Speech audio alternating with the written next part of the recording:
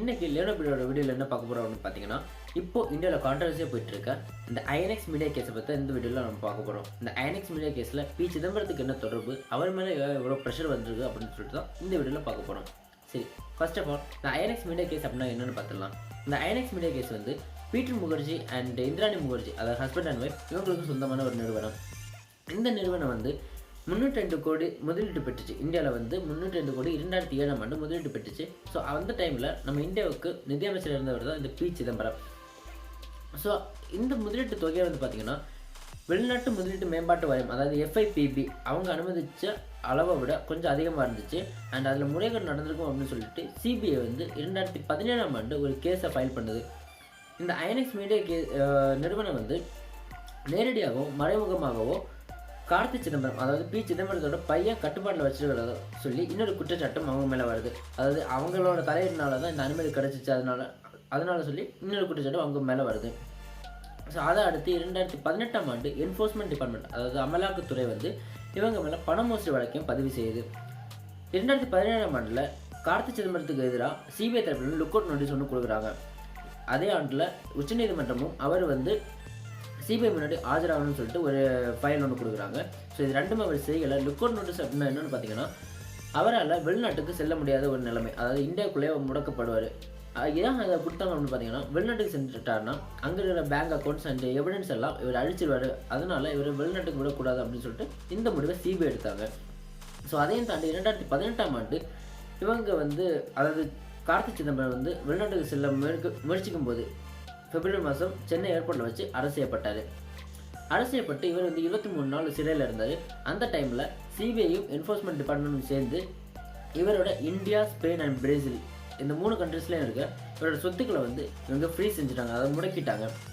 So இந்த டைமில் 2019ஆம் ஆண்டில் ஜனவரி மாதம் இந்த 2 ஓனர்ஸ் இருந்தாங்க பார்த்தீங்களா, பீட்டர் முகர்ஜி அண்ட் இந்திராணி முகர்ஜி. இதில் ஒருவரான இந்திராணி முகர்ஜி வந்து அப்ரூவ் வர மாட்டாங்க. இப்போ இவங்க 2 பேர் இப்போ எங்கே இருக்காங்கன்னு பார்த்தீங்கன்னா, தன்னோட மகளை கொலை செஞ்ச வழக்கில் ஜெயிலில் இருக்காங்க. ஸோ இதில் ஒருத்தரான இந்திராணி முகர்ஜிக்கு வந்து 2 கேஸ் இருக்குது மொத்தம். அதாவது தன்னோட மகளை கொலை செஞ்ச வழக்கும், இன்னொன்று வந்து பார்த்திங்கன்னா INX மீடியா கேஸ். ஸோ இந்த 2லேயும் பார்த்தீங்கன்னா INX மீடியா கேஸில் இவங்க வந்து அப்ரூவ் வர மாட்டாங்க. இந்த அப்ரூவராக மாறினது தான் இந்த P. சிதம்பரத்துக்கும் கார்த்தி சிதம்பரத்துக்கும் பெரிய அடி. So first of all our ஒரு மினிஸ்டர். ஸோ அவரோட ப்ரெஷர் எடுத்தவங்க ஒரு ரூலிங், அந்த டைமில் ஒரு பார்ட்டியில் இருந்தார், காங்கிரஸில் இருந்தார். ஸோ ஆப்போசிட் பார்ட்டிலேருந்து நல்ல ஒரு ப்ரெஷர் வரும். ஸோ இந்த டைமில் இவர் வந்து ஆப்போசிட் பார்ட்டியும் ஒரு ரூலிங் பார்ட்டி வந்து இவருக்கு நல்ல ப்ரெஷர் கொடுப்பாங்க. அதான் ஒரு பாலிடிக்ஸ்ன்னு சொல்கிறது. ஸோ அது கொடுப்பாங்க. ஸோ அதில் அவருக்கு ப்ரெஷர் ரொம்ப அதிகமாகிடுச்சு. இவர் அப்ரூவர் ஆனதுனால P. சிதம்பரத்துக்கு வந்து ரொம்ப ப்ரெஷர் ஆகிடுச்சு. ஸோ அந்த டைமில் 2019ஆம் ஆண்டு CBI தரப்பில் வந்து P. சிதம்பரத்துக்கும் லுக் அவுட் நோட்டீஸ் ஒன்று அனுப்புனாங்க.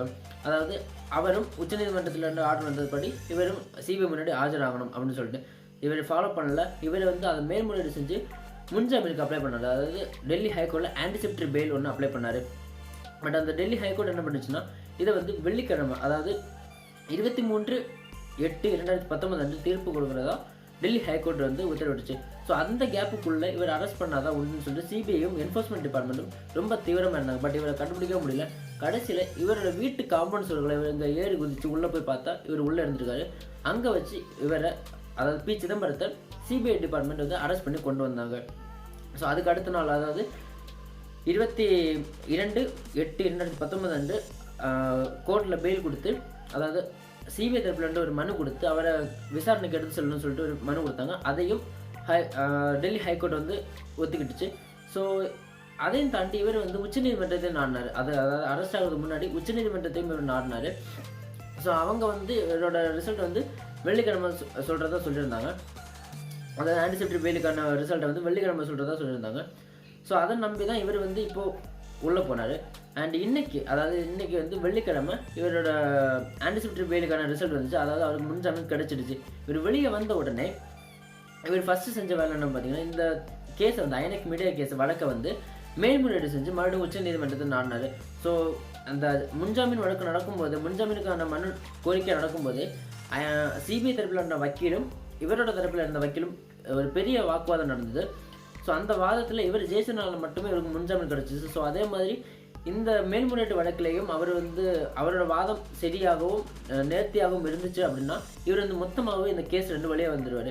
ஸோ இந்த கேஸ் போயிட்டு இருக்கும்போதே P. பி. சிதம்பரத்தோட மகன் கார்த்தி சிதம்பரம் வந்து பிரஸ்கிட்ட என்ன சொல்லியிருக்காரு, அவரோட கருத்து என்ன சொல்லியிருக்காருன்னு பார்த்தீங்கன்னா, இது வந்து பிஜேபி மக்களோட காஷ்மீரில் நடக்கிற பிரச்சனை மக்களிடமிருந்து கவனம் திருப்புறதுக்காக ஒரு நடத்துகிற ஒரு நேஸ்டி பொலிட்டிக்கல் கேம், அதாவது ஒரு அரசியல் விளையாட்டு.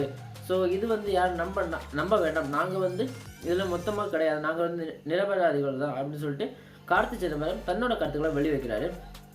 ஸோ 2 சைட்லட்டும் வாதம் வந்து சிபிஐ தரப்பில் வந்து சிபிஐ வந்து இவரை வந்து மொத்தமாக லாக் பண்ணணும் அப்படிங்கிற ஒரு இதிலே போயிட்டுருக்காங்க. So B. சிதம்பரம் நான் விட்டு கொடுக்க மாட்டேன், எனக்கு முன்ஜாமீன் கிடைச்சிச்சு. ஸோ எல்லாருமே தெரியும், அவர் வெளியே வந்துட்டார் அப்படின்னா அவர் எப்படியாவது இந்த கேஸ்லேருந்து தப்பிக்க தான் பார்ப்பாரு. ஸோ அது மாதிரியே ஒரு இதில் போயிட்டுருக்காரு, மேல்முறையீடு செஞ்சுருக்காரு. உச்சநீதிமன்றத்திட்ட இந்த கேஸை வந்து மேல்முறையீடு செஞ்சுருக்காரு. ஸோ அதில் வந்து அவர் ஜெயிச்சிட்டார் அப்படின்னா அவர் வந்து இந்த கேஸ் ரெண்டு மொத்தமாக ரிலீஸ் ஆகி வந்துடும். அவர் மட்டும் இல்லை, அவரோட மகனும் மொத்தமாக இந்த கேஸ் ரெண்டு ரிலீஸ் ஆகிடுவாங்க.